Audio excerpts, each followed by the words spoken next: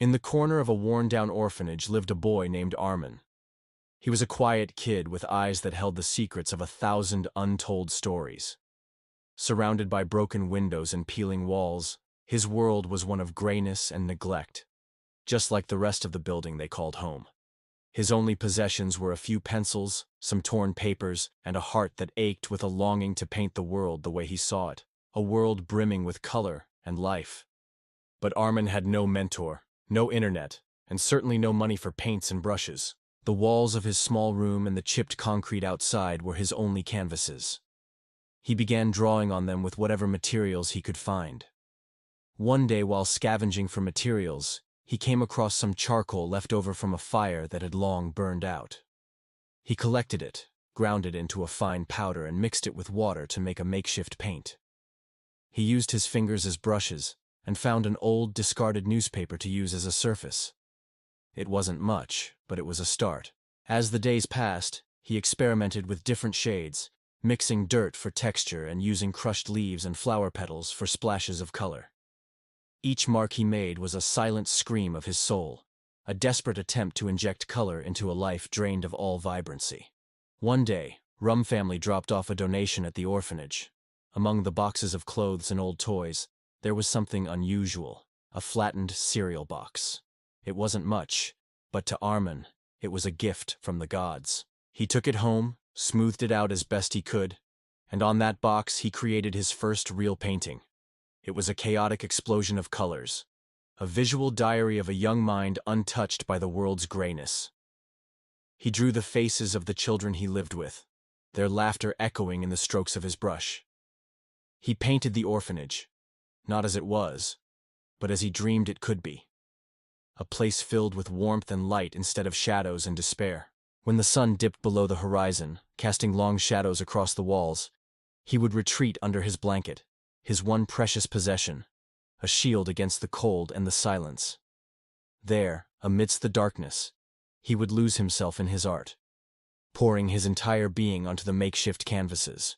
His paintings were raw, unfiltered expressions of his soul, a testament to the power of the human spirit to find beauty, even in the bleakest of corners.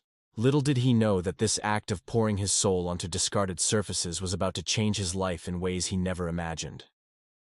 One day, a new volunteer visited the orphanage. Unlike many others who came to hand out gifts and then leave, she had a genuine interest in the children and their lives.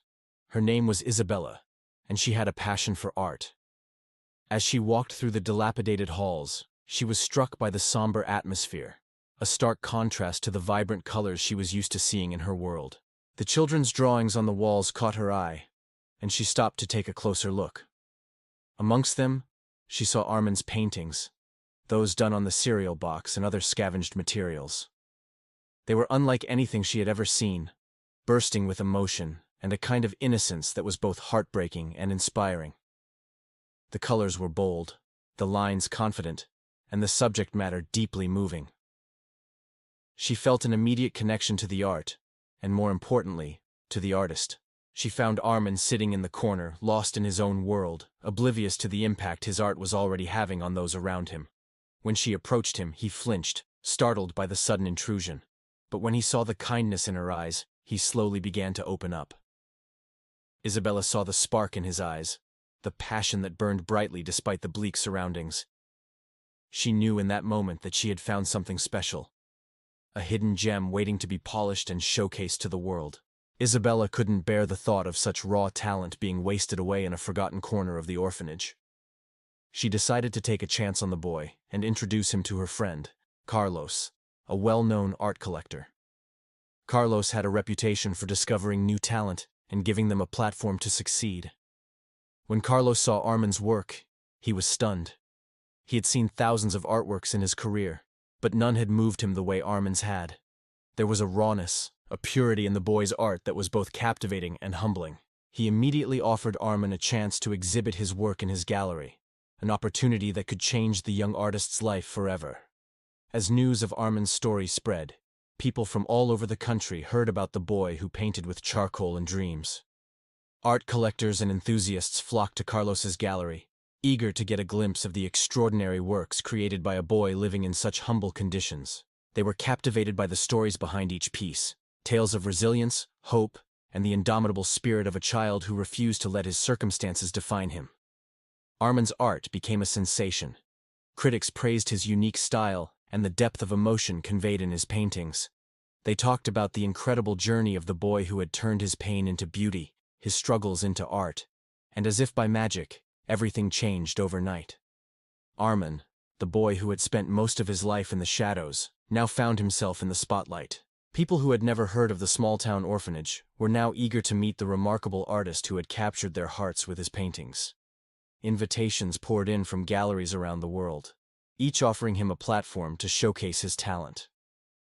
He had become an overnight sensation, a symbol of hope and inspiration for many. But amidst all the excitement and adulation, Armin remained grounded. He was still the same humble boy who loved to paint. Only now he had an audience that appreciated and celebrated his unique gift. He traveled to different cities, meeting new people and experiencing a life that had seemed impossible just months before. He met other artists, some of whom became friends and mentors, guiding him as he continued to grow and develop his craft. The once forgotten boy was now a celebrated artist, his story serving as a reminder that extraordinary talent can be found in the most unexpected places. And as Armin stood before his latest masterpiece, a huge mural in a renowned gallery, he couldn't help but smile. He remembered the days when he painted in secret, hiding his art from the world. Now his paintings were being seen by thousands, touching the hearts of people from all walks of life. He realized that his journey was far from over. He still had so much to learn, so many stories to tell, and a world full of colors waiting to be explored. Now, when people asked Armin about his inspiration, he would always answer the same. It was the colors he saw in the world around him, the ones that most people seem to have forgotten existed. He spoke about the joy he found in the smallest things, the kindness of strangers, the beauty of nature, and the strength of the human spirit. His voice, once so silent it was almost non-existent, now rang with confidence and passion. He told them about the orphanage and the other children who dreamed of a world beyond their own. He wanted them to see the possibilities that existed, the potential that lay dormant in every child waiting for someone to believe in them. Through his art and his words, Armin became a beacon of hope, inspiring thousands of other orphans to believe in their own hidden gifts and to chase their dreams no matter how daunting the odds. As the years passed, Armin's legend only grew. He continued to paint, to travel, and to share his story with anyone who would listen. He became a symbol of resilience, a living testament to the transformative power of art and the indomitable spirit of humanity. And so the boy who once painted on cereal boxes became a world-renowned artist, a beacon of hope and an inspiration to millions. His story echoed through the corridors of time, reminding us that even in the bleakest of corners, colors can be found if we just open our eyes to see them.